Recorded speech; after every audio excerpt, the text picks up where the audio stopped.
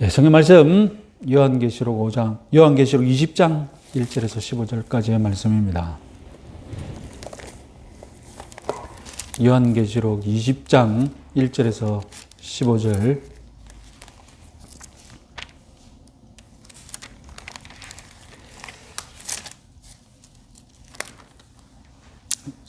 우리 같이 읽겠습니다. 또 내가 봄에 천사가 무저갱의 열쇠와 큰 쇠사슬을 그의 손에 가지고 하늘로부터 내려와서 용을 잡으니 곧 예뱀이요 마귀요 사탄이라 잡아서 1000년 동안 결박하여 무저갱에 던져 넣어 잠그고 그 위에 임봉하여 1000년이 차도록 다시는 만국을 미혹하지 못하게 그 후에는 반드시 잠깐 놓이리라. 또 내가 보좌들을 보니 거기에 앉은 자들이 있어 심판하는 권세를 받았더라.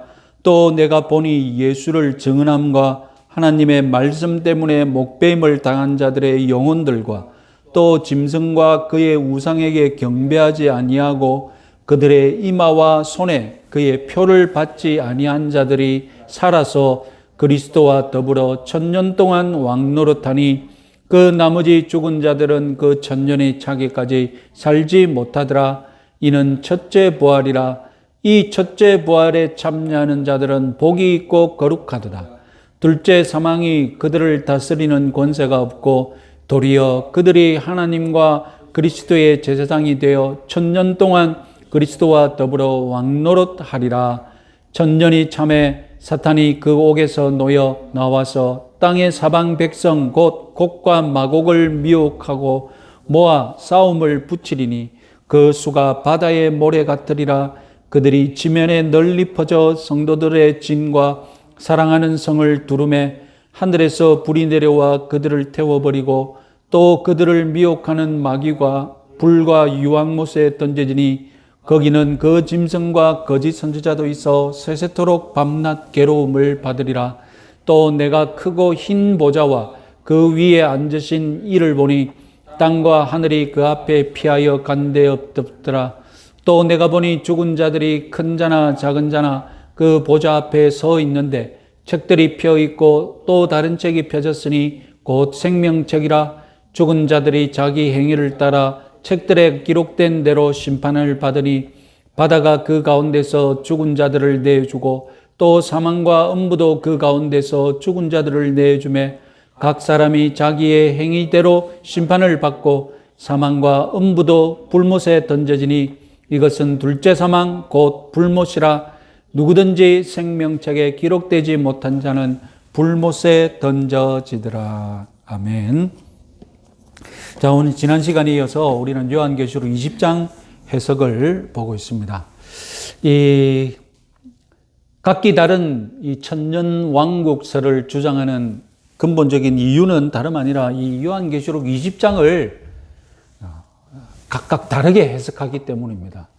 특별히 1절부터 6절까지의 본문에서는 천년왕국, 1000년 동안 다스린다라는 말이 유일하게 언급되는, 성경에서 단 한 군데 나오는데 1000년 동안 다스리라, 이 구절이 나오는 구절이 바로 계시록 20장 1절에서 6절까지의 내용입니다. 그래서 1절부터 6절까지 간단하게 우리 장로교가 해석하는 것과 그리고 침례교라든지 여러 가지 다른 세대주의자들이 해석하는 것하고 도대체 무엇이 다르길래 이렇게 여러 가지 우리는 무천년설, 우리는 정치적인 천년왕국이 없다. 그리고 전천년설은 정치적인 천년왕국이 있다. 그것도 예수님 재림이 먼저 있고 다음에 천년왕국이 있다. 이렇게 믿는지 한번 간단하게 기억하시고 다 기억할 수도 없고 그렇지만 들어놓으면 이런 때문에 전반적인 흐름을 이런 것 때문에 사람들이 다 이렇게 주장을 하구나 느낌을 가지시고 다음에 한번 들으면 내가 한번 들었던 기억이 있다. 그것만 해도 괜찮습니다. 자, 지난 시간에 먼저 요한계시록 20장을 뿐만 아니라 요한계시록 전체를 어떻게 해석하는지 사실상 여기서 다 결정된다고 했습니다. 요한계시록 20장 때문에 결정되는 것이 아니라 요한계시록을 어떻게 할 것인가? 요한계시록 전체를 어떻게 해석하는지 이 입장에 따라서 벌써 20장은 이미 결정돼 버린 겁니다. 그래서 요한계시록 전체를 어떻게 해석하느냐? 우리는 점진적 평행설이라는 아주 어려운 말로 되어 있는데 이것을 쉽게 설명하면 어떻게 되느냐? 평행하다마 먼저 계시록의 내용이 평행하다는 말은 무슨 뜻입니까? 일곱 교회의 환상, 일곱 교회가 심판받는 환상이 있고요. 다음에 일곱 가지 이 인을 떼면 심판이 쏟아지는 내용이 또 요한계시록에 있거든요. 일곱 나팔을 불면 나팔을 하나 불 때마다 심판이 쏟아지는 또 환상이 나오고, 그리고 마지막에는 일곱 대접이 쏟아질 때마다 심판이 임하는 이런 환상이 요한계시록에 쭉 시리즈로 나오는데, 사실상 이 심판은 옆으로 나란히 평행해서 보면 글자만 다를 뿐이지 상징하는 바는 똑같다는 것입니다. 심판이 반복되는 것이죠, 결국. 이 심판이 반복되면서 그림만 한 번은 도장, 한 번은 나팔, 한 번은 대접, 이런 식으로 반복해서 나타난다는 거죠. 그것이 바로 평행하다. 뭐 또 병행한다. 뭐 하여튼 옆에서 나란히 놓고 볼 수 있다는 것이죠. 서로 이렇게 매치가 되는 것이 있고 전체적인 분위기가 비슷하다는 것입니다. 그래서 뭡니까 이거에? 등호, 부식, 이것이 평행하다는 의미입니다. 예? 그러면 점진적이다는 말은 또 무엇이냐? 평행하면서도 점진적이다는데, 점진적이다는 말은 무엇이냐? 바로 이것을 얘기합니다. 점점점 커지죠. 같은 상징적 한 사건을 여러 반복해서 상징해서 보여주는데, 한 번 보여줄 때마다 점점점 어떻게 된다는 겁니까? 점점점 규모나 점점점 그 내용이, 그리고 점점점 그 배경이 점점점 어떻게 되는 거냐입니까? 점점점 커진다는 거예요. 그래서 일곱 교회가 주님께 심판받을 때와, 그리고 여기 일곱 대접이 이 세상에 쏟아 부어질 때는 엄청난 차이가 있습니다. 점점점 커지면서 사실상 일곱 대접 함장 저 끝에 가면 진짜로 이거는 종말이구나라는 것을 느낄 수 있습니다. 이건 진짜 종말에 대한 심판을 환상으로 보여주고 있구나. 딱 읽으면 볼 수 있습니다. 그래서 점점점 커진다. 그래서 점진적이면서도 어떻게 된다고요? 평행하다. 여기서 우리는 계시록이 우리가 계시록을 해석하는 방법이 딱 정해진 겁니다, 벌써. 그래서 계시록은 반복되고 있다는 내용이. 그런데 세대주의자나 전천년설은 어떻게 해석을 합니까?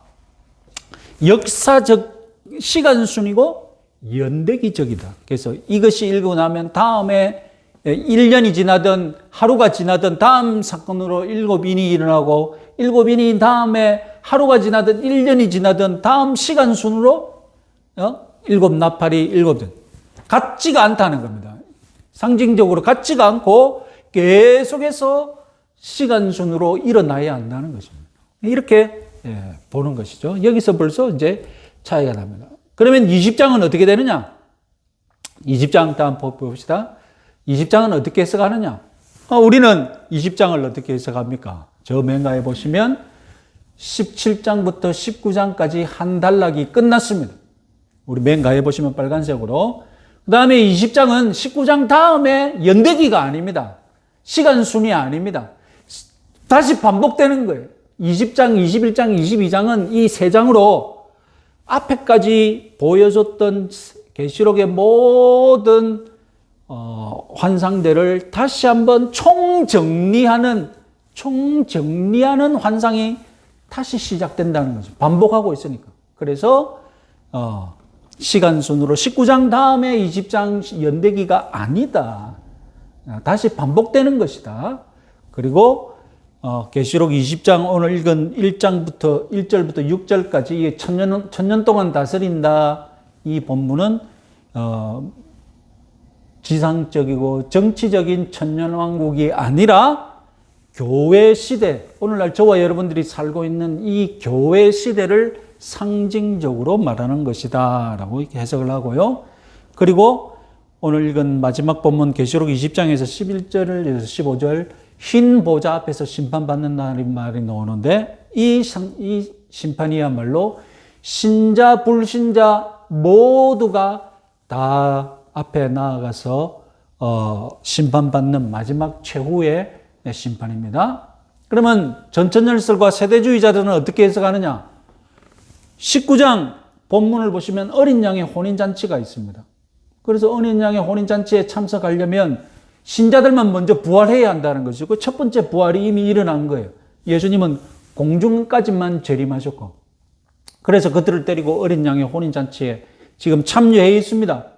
다음에 시간이 흘러서 이제 20장이 되는 거죠. 20장이 돼서 이 유대인들을 위한 지상적인 왕국이 시작된다는 것입니다. 그리고 천년이 시간이 지난 후에 연대기순이니까 천년이 지나고 나면 마지막 심판, 흰 보좌의 심판 하는데 자기들은 그때는 어떻게 사냐? 부활한 불신자만 심판받는. 왜냐하면 앞에서 먼저 신자들은 부활하고 심판받았기 때문에. 그래서 여기는 두 번째 부활, 두 번째 심판으로 나눠서 그렇게 믿는다는 것입니다. 자, 오늘은 그래서 지난 시간에 이 20장에서 중요한 것이 무엇이냐, 사탄의 결박에 대해서 우리가 생각해 보았죠. 계시록 20장 1절에서 3절 핵심은 무엇이냐? 용, 뱀, 마귀, 사탄이라고 혹은 이렇게 되어 있는 이 사탄이 무저갱이라는 곳에서 1000년 동안 결박당한다는 것이 이 1절에서 3절까지의 핵심이 간단하게 압축하면 그렇거든요. 그러면 무저갱에서 1000년 동안 결박당한다는 것은 도대체 무엇을 의미하느냐? 결박이 무엇이냐? 그래서 신약 성경을 보니 사탄이 결박당한다는 말을 이미 복음서에서 했다는 것입니다. 다음 페이지 보시면 우리 같이 한번 읽어볼까요? 마태복음 12장 29절 사람이 먼저 강한 자를 결박하지 않고야 어떻게 그 강한 자의 집에 들어가 그 세간을 늑탈하겠느냐. 예수님이 이 강한 자를 사탄이라고 한 것이거든요. 그래서 내가 사탄을 결박하지 않고야 어떻게 그 사탄의 집에 들어가 그 세간을 늑탈하겠느냐. 여기서 세간은 무엇입니까? 사탄에게 미혹당해서 사로잡혀 있는 영혼들을 가리키는 것이죠. 그래서 내가 사탄을 결박한 다음 어떻게 하겠단 말입니까? 사탄 집에 쳐들어가서 사탄에게 사로잡혀 있는 그 영혼들을 어떻게 빼앗아 오겠다. 이런 말씀이시거든요. 다른 복음서에도 있습니다. 누가복음 10장 같이 한번 읽어보겠습니다. 사탄이 하늘로서 번개같이 떨어지는 것을 내가 보았다. 이 말은 무슨 말이냐? 예수님이 70인 제자를 전도하라고 보냈거든요. 그리고 70인이 유대 온 지역을 돌아다니면서 복음을 전했습니다. 그때 무슨 일이 일어나느냐? 지상에서는 예수님의 파송한 70인의 제자들이 복음을 전하고 있었고 하늘에서는 무슨 일이 벌어지고 있다고요? 사탄이 하늘로서 번개같이 떨어지는 것을 보았다는 것입니다. 번개같이 떨어지는 것이 곧 지상에는 무슨 일이 벌어지고 있는 겁니까? 예수님의 복음이 막 전파되면서 어떻게 됐다고요? 결박당하고 세간이 어떻게 되는 겁니까? 사탄의 세탄이 늑탈당하는 겁니다. 요한복음 12장 말씀 한번 읽어볼까요? 이제 이 세상에 심판이 이르렀으니 이 세상 임금이 쫓겨나리라. 내가 땅에서 들리면 모든 사람을 내게로 이끌겠노라. 이 세상 임금이 쫓겨나리라. 사탄이 쫓겨나리라. 언제? 내가 땅에서 들리면, 십자가에서 못 박히면 모든 사람을 어떻게 해요? 내게로 이끌겠노라. 그 전까지는 어떻게 되어 있는데? 그 전까지는 사탄의 세간으로 사로잡혀 있는데 예수님이 십자가에서 하는 순간 어떻게 됐다고요? 이제 내가 모든 것을 세간을 다 찾아올 것이다. 이것이 바로 사탄의 결박이라는 것입니다. 그래서 다음 페이지를 보시면 결박의 효과가 뭐라고 되어 있느냐? 계시록을 보시면 결박당하여서 결박의 효과가 무엇이냐? 만국을 미혹하지 못한다. 결박의 효과가 만국을 미혹하지 못하는 거예요. 그럼 결박 전에는 뭐 어쨌다는 것입니까? 결박 전에는 만국을 미혹했다는 것이거든요. 1000년 동안 결박하니 만국을 미혹하지 못한다는 것입니다. 그리고 1000년 후에 잠깐 놓인다. 이렇게 또 상징적으로 얘기했거든요. 그러면 1000년 후에는 또 무슨 짓을 합니까? 1000년 후에는 다시 만국을 미혹하는 거예요. 그러니까 결박은 만국을 미혹하고 있던 이 사탄을 결박을 해서 어떻게 한다는 겁니까? 만국을 미혹하지 못하게 하고 1000년 후에 잠깐 놓이면 다시 사탄이 만국을 미혹한다라는 것입니다. 그래서 1000년간의 결박은 결국 무엇을 뜻하느냐? 마귀의 세간을 늑탈하기 위한 결박. 그래서 만국의 복음이 전파되고 만국 가운데 예수님의 제자가 예수님께로 돌아오는 일이 일어난다는 것이죠. 그전에는 불가능했다는 말입니다. 그전에는 사탄이 결박당하지 않았기 때문에 구약시대를 보면 어떤 일이 벌어졌습니까? 이스라엘만 여호와 하나님을 알고 만국이 다 어떻게 된 거예요? 만국이 다 사탄에게 미혹당해가지고 여호와 하나님을 알지 못하는 그런 상태였다 아닙니까? 그런데 예수님이 제자들을 향하여서 떠나시면서 뭐라고 합니까? 이제 너희들은 열방으로 모든 민족으로 가서 제자를 삼으라고 했지 않습니까? 그 일이 어떻게 가능합니까? 어떻게 그 일이 가능합니까? 사탄이 결박당했기 때문에 만국을 미혹 못하기 때문에 이제 그러나 결박되었다고 해서 사탄이 우리를 괴롭힐 수 없느냐? 그것은 아니라는 것입니다. 이 결박이라는 말은 사실상 복음 전파와 관련 있는 결박이라는 것이죠. 그래서 복음 전파를 막지 못하는 그런 결박이라는 것. 자, 다음에 오늘 이제 본문을 보시면 중요한 것이 4절에서 6절까지 이제 1절에서 3절은 사탄의 결박에 대해서 언급했고 이제 4절에서 6절 그리스도와 함께 1000년 동안 통치할 것이다. 이런 말이 나옵니다. 자, 사탄의 결박은 지상에서 일어나는 일입니다. 그렇잖아요. 사탄의 결박당함으로 이 땅에 무엇이 가능합니까? 지상에서 무엇이 가능합니까? 모든 민족의 복음화가 가능하죠. 모든 민족의 복음화가 일어납니다. 사탄이 결박당해 있으므로. 이것은 지상에서 벌어지는 일이에요. 지상에서 이런 일이 벌어질 때 천상에서는 무슨 일이 벌어질 것이냐. 그래서 지상과 천상에서 벌어진 일을 동시에 보여주고 있는 것입니다. 그러면 천상에서는 무슨 일이 있느냐? 그리스도와 함께 우리 성도들이 1000년간 통치한다라는 것입니다. 자, 그러면 첫 번째 4절에서 6절까지의 말씀을 한번 보시면 4절에서 6절까지의 말씀을 보시면 내가 보좌를 보니 거기 앉은 자들이 있어 심판하는 권세를 받았더라. 보좌를 봤다는 말로 시작합니다. 그 보좌는 어디에 있느냐? 그 보좌는 어디에 있습니까? 당연히 천상에 있죠. 보좌를 저 위에 앉은 것을 보니 예수 그리스도와 함께 보좌가 천상에 있는 보좌를 봤다는 거예요. 이 보좌는 지상의 보좌가 아닙니다. 예루살렘에 세워진 보좌가 아니라는 것입니다. 이 말씀에 근거해서 예루살렘에 다윗 왕국이 유대인들을 위한 다윗 왕국이 세워질 것이다. 이것은 아예 왜냐하면 지상을 언급하지 않고 있기 때문에. 시작부터 틀렸다는 거예요. 다음, 보좌 위에 앉았다. 보좌 위에 앉은 자들은 누구냐?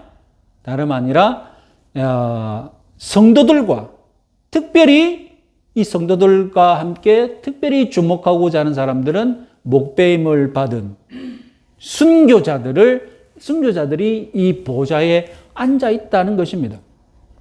죽은 자들이 앉아 있으니까 당연히 지상의 보좌가 아니라 어디에 있는 보좌입니까? 천상에 있는 보좌죠. 그래야 죽은 자들이 앉아 있죠. 자, 그러면 이 말씀이 이미 다른 요한계시록에 언급이 되었다는 사실. 제가 말씀드렸죠. 계시록은 반복된다고요. 그러면 죽은 자들이 보좌에 앉아 있는, 성도들이 보좌에 앉아 있는, 순교자들이 보좌에 앉아 있는 이런 본문의 계시록이 어디에 되어 있느냐? 이미 계시록에 6장 9절 말씀 같이 한번 읽어보겠습니다. 다섯째 인을 떼실 때에 내가 보니 하나님의 말씀과 그들이 가진 증거로 말미암아 죽임을 당한 영혼들이 제단 아래에 있어. 보십시오. 다섯째 인의 심판 때에 이미 이런 장면이 보여졌다는 것입니다. 어디 계시록 6장뿐입니까? 계시록 13장에도 있습니다. 계시록 13장 말씀 같이 한번 읽어보겠습니다.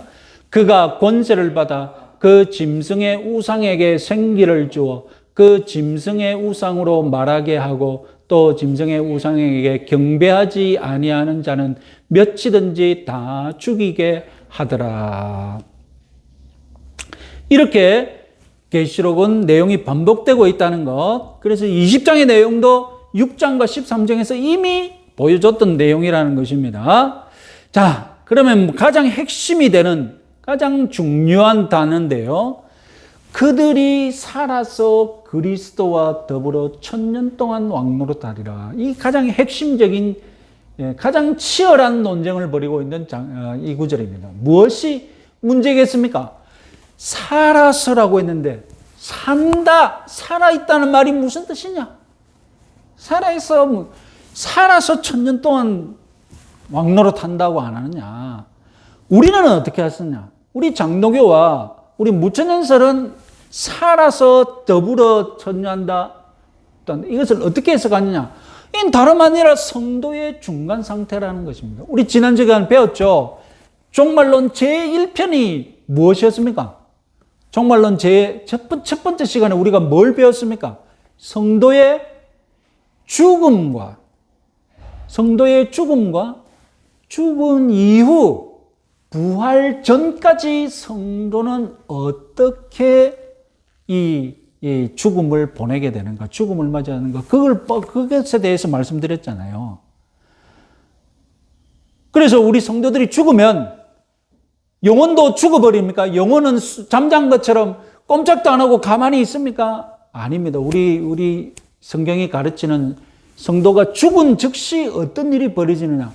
몸만 땅에서 썩어져 갈 뿐 그의 영혼은 어떻게 된다고요? 그의 영혼은 즉시 그리스도와 더불어 그 복락의 영적인 복을 누리며 무엇을 기다립니까? 여기서 끝이 아니죠.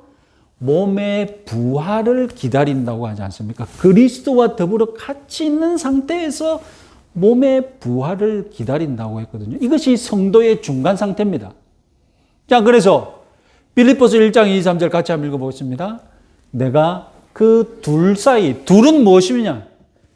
죽음과 사는 것, 삶과 죽음.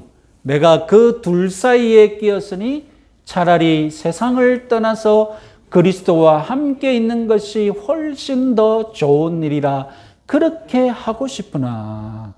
고린도후서 5장 8절 같이 한번 읽겠습니다. 근데 우리가 담대하여 원하는 바는 차라리 몸을 떠나 주와 함께 있는 그것이라. 그래서 우리는 몸을 떠나서 죽음은 오히려 주님과 더 가까워지는 그런 문을 통과하는 것이라는 겁니다. 그래서 여기서 그들이 살았어라는 말은 몸은 죽었습니다. 어떻게 죽었습니까? 순교당했죠. 몸은 이미 죽어 있습니다. 순교당했지만 그들의 영혼은 어떻습니까? 그들의 영혼은 그 몸이 죽은 즉시 그리스도와 함께 살아서 그리스도와 1000년 동안 왕노릇하고 있다는 것입니다. 그러면 살았다는 말은 이해하는데 그리스도와 더불어 1000년 동안 왕노릇한다는 말은 무슨 뜻이냐? 다음 말씀 한번 보겠습니다. 에베소서 1장 20절에서 22절 같이 한번 읽어보겠습니다. 그의 능력, 하나님의 능력입니다. 하나님의 능력이 그리스도 안에서 역사하사 죽은 자들 가운데서 다시 살리시고 하늘에서 자기의 오른편에 앉히사 모든 통치와 권세와 능력과 주권과 이 세상뿐 아니라 오는 세상에 일컫는 모든 이름 위에 뛰어나게 하시고 또 만물을 그 발 아래에 복종하게 하시고 그를 만물 위의 교회로 머리로 삼으셨느냐. 자, 부활하셔서 예수님을 하나님 우편 통치자로 앉히셨습니다. 그 다음 어떻게 하시느냐? 다음 말씀 보겠습니다. 에베소서 2장 5절에서 6절. 허물로 죽은 우리를 그리스도와 함께 살리셨고 너희는 은혜로 구원을 받은 것이라. 또 함께 일으키사 그리스도 예수 안에서 함께 하늘에 앉히시니. 여러분, 우리가 그리스도 안에 있다는 말은 그리스도와 연합이 되었다는 말이거든요. 지금은 우리가 육체를 가지고 있기 때문에 그리스도와 육적으로는 떨어져 있지만 영적으로는 그리스도와 하나가 되어 있는 상태입니다. 예수 그리스도께서 하늘에서 하나님 우편에 앉아 계시다는 말은 우리의 영적인 지위가 어떻게 된다고요? 지금은 땅에서 이렇게 볼품없이 있지만 저와 여러분들은 모든 하늘의 지위는 어떻다고요? 예수 그리스도와 함께 하늘에 앉아 있다는 것입니다. 그래서 하나님 우편에 우리는 예수 그리스도와 함께 하늘에 앉아 있는 상태인 거예요. 디모데후서 2장 11절에 12절 같이 한번 읽어보겠습니다. 미쁘다 이 말이여 우리가 주와 함께 죽으면 또한 함께 살 것이요 참으면 또한 함께 왕노릇할 것이요. 누가 왕노릇하는데요? 네? 누가 왕노릇합니까? 우리와 연합되어 있는 예수 그리스도께서 왕노릇하실 분이시기 때문에 권세를 가지시고 통치하실 분이시기 때문에 우리가 그 안에 있고 우리가 그와 연합되었기 때문에 우리도 그 통치에 참여하게 되어 있다는 말입니다. 그래서 이미 요한계시록 가기 전에 요한계시록을 읽기 전에 요한계시록이 없어도 심지어 요한계시록이 없어도 우리는 이런 성경 구절을 통하여서 우리의 신분이 어떻다고요? 우리의 영적인 신분이 어떻다고 결론 내릴 수 있습니까? 우리가 비록 몸을 가지고 여기에 있지만 우리의 영적인 신분은 그죠? 하나님 우편에서 그리스도와 함께 통치할 자리를 가지고 있는 존귀한 존재라는 것입니다. 계시록이 없어도 우리는 이걸 할 수 있어요. 그런데 계시록은 다만 무엇을 말합니까? 그 기간을 1000년이라는 상징적인 말을 덧붙였던 것 뿐입니다. 그래서 1000년 동안 우리가 그리스도와 함께 왕노릇한다. 살아서 1000년 동안 그리스도와 더불어 왕노릇한다. 이 말은 결론적으로 말하면 우리의 어떤 상태요? 우리의 중간 상태. 우리 성도의 중간 상태. 중간 상태는 어떤 상태입니까? 중간 상태는 성도가 죽은 이후 무엇 직전까지? 부활 직전까지.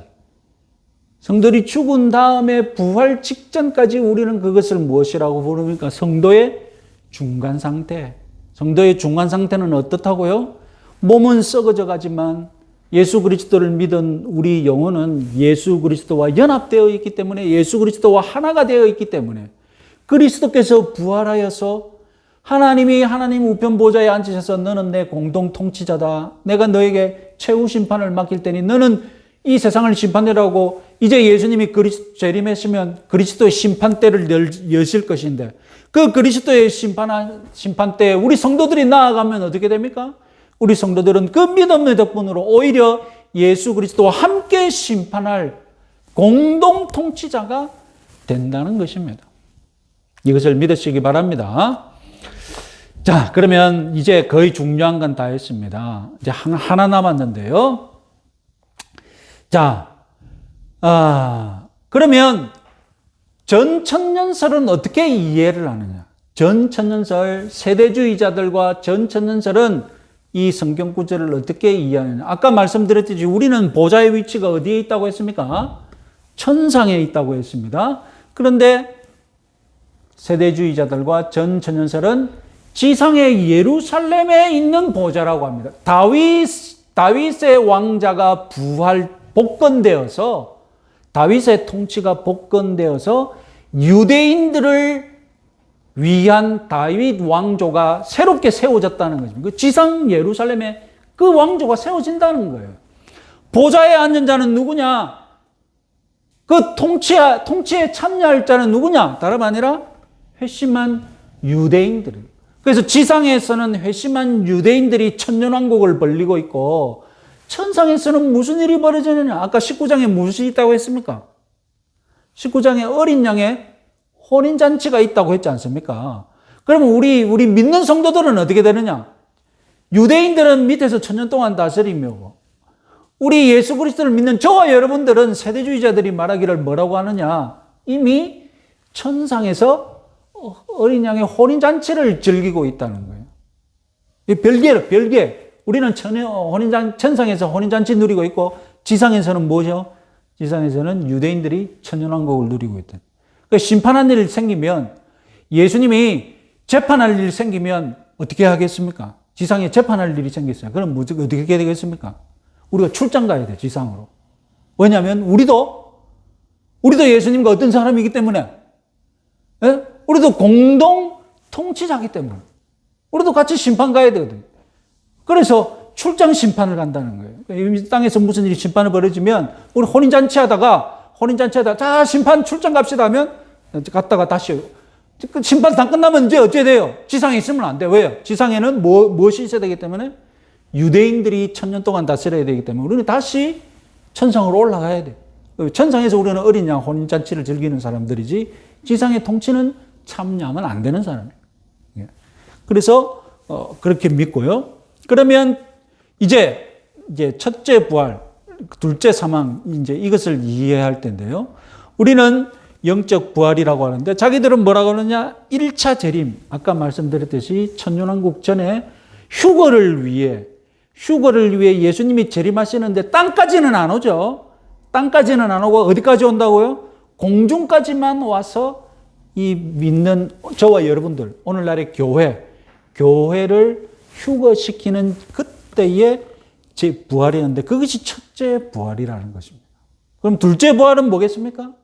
둘째 부활은 나중에 천년왕국 후에 악인들이 부활하는 그때 둘째 부활이 되겠죠. 자, 표를 한번 보겠습니다. 이제 첫째 부활, 둘째 사망을 제대로 이해하는 것인데요. 우리들이 믿기에 첫째 부활, 자, 보시면 첫째 사망이 있습니다. 이것은 육적인 사망, 우리들이 진짜로 육신적으로 죽는 것입니다. 그리고 첫째 부활이 있습니다. 첫째 부활은 영적으로 부활하는 거예요. 죽었던 영혼이 살아나는 겁니다. 그것이 첫째 부활입니다. 이것은 재림 전에 있는 일입니다. 재림 전. 그래서 신자는 첫째 사망 당합니다. 육적으로 죽습니다. 믿지 않는 사람도 육적인 사망 당합니다. 죽습니다. 첫째 부활은 어떠느냐? 예수 그리스도를 믿으면 영적으로 죽은 사람이 살아났다고 성경은 분명히 얘기하거든요. 그래서 영적인 부활은 신자들에게 있고 불신자들에게는 없습니다. 근거 말씀, 예수님의 요한복음 5장 예수님 말씀 같이 한번 보겠습니다. 내 말을 듣고 또 나 보내신 이를 믿는 자는 영생을 얻었고 심판에 이르지 아니하니 사망에서 생명으로 옮겼느니라. 사망에서 생명으로 옮겼느니라. 첫째 부활이라는 거예요. 그러면 첫째 사망이 있으니 둘째 사망이 있다는 표현 아닙니까? 둘째 사망은 무엇이냐? 둘째 사망은 우리의 영혼이 심판받아서 영적으로 영혼이 심판당하는, 영혼이 사망하는 영적인 사망을 둘째 사망이라고 합니다. 그리고 첫째 부활이 있으니 둘째 부활도 있지 않겠느냐? 둘째 부활은 무엇이냐? 둘째 부활은 우리의 육신이 부활하는 것이죠. 첫째 영이 부활했기 때문에 둘째는 육이 부활해야 되거든요. 이 두 가지는 재림 후에 있는 일이다. 그래서 신자에게 둘째 사망이 있느냐? 영적인 사망, 영혼이 멸망하는 사망이 있느냐? 없죠. 없습니다. 불신자에게 영원히 사망하는 일이 있느냐? 있습니다. 둘째 부활, 육체의 부활, 신자, 불신자 모두에게 있습니다. 그래서 우리는 영원히 주님과 살기 위해 부활하고, 불신자는 영원히 심판받기 위해 부활하는 것입니다. 여기에 대해서 예수님이 어떻게 말씀하셨느냐? 이 말씀한 다음에 곧 이어서 이런 말씀하셨습니다. 같이 한번 읽어보겠습니다. 무덤 속에 있는 자가 다 그의 음성을 들을 때가 오나니 선한 일을 행한 자는 생명의 부활로, 악한 일을 행하는 자는 심판의 부활로 나오리라.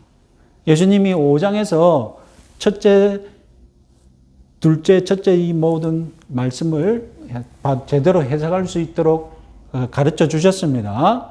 그래서 예수님이 부활과 심판에 대해서 말할 때 예수님은 어떤 암시도 그 둘 사이에 1000년이라는 긴 간격이 있을 것이다. 먼저 의인이 부활하고 1000년 뒤에 악인이 부활할 것이다. 이렇게 긴 간격이 있음을 예수님은 절대로 암시조차 하지 않으셨다는 것입니다. 예수님은 항상 어떤 암시를 하셨습니까? 의인이 부활하면 곧 마치 같이 부활하듯이 악인도 부활한다는 것. 그래서 우리는 부활을 일반 부활, 그죠? 일반 부활이라고 표현한댔죠. 여기서 말하는 일반적인 부활은 어떤 부활이라고요? 악인과 선인이 같이 부활하는 것. 악인의 부활이 있고 1000년 뒤에 의인의 부활이 먼저 있고 1000년 뒤에 악인의 부활이 있다고 믿는 세대주의자들 전천년설의 부활이 아니라 우리는 일반적인 부활을 믿고 있다는 것. 자, 정리를 한번 해보겠습니다.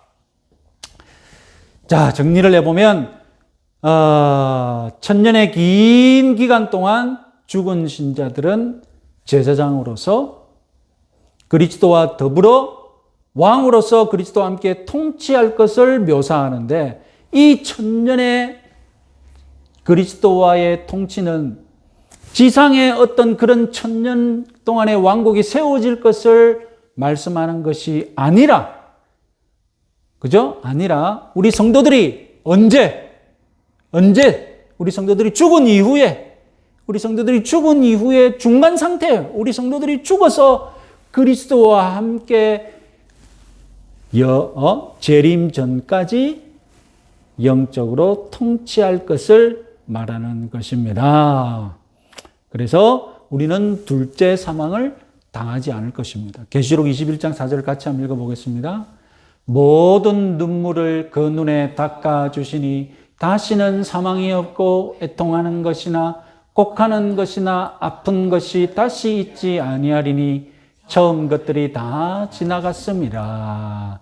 자, 다시는 사망이 없다. 둘째 사망이 우리에게 없다라고 하지 않습니까? 그래서 우리에게 복이 있다라고 말씀하십니다. 이와 같은 복 저희들에게 약속되었음을 믿고 승리하시면서 이번 한 주간도 나에게 이런 은혜를 주시고 나에게 이런 미래가 약속되어 있다는 것 흔들림 없이 믿으시고 한 주간도 승리하시기 바랍니다.